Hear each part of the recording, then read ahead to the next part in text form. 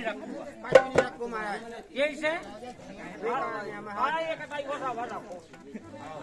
होता जानमान किला क्या बोल रहे महाराज? हम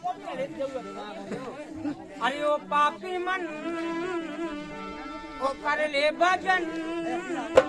और महाराज इसी गीत पर महाराज गुप्त दान आए हैं। सबसे अच्छा दान होता है गुप्त दान। गुप्त दान महाकल्याण।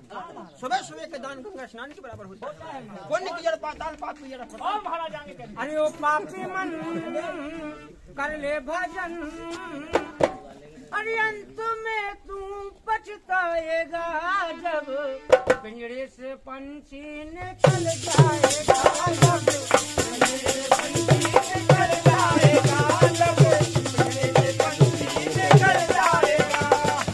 ओ पापी मन कर ले भजन, ओ पापी मन कर ले भजन, ओ पापी मन कर ले भजन, ओ पापी मन कर ले भजन।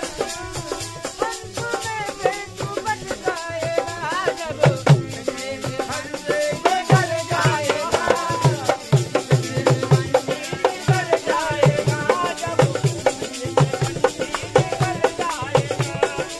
निकल जाएगा। कहता है कवि, क्या कहता है कवि महाराज? चैन लगा ली। काली हाथ आया बंदे, काली हाथ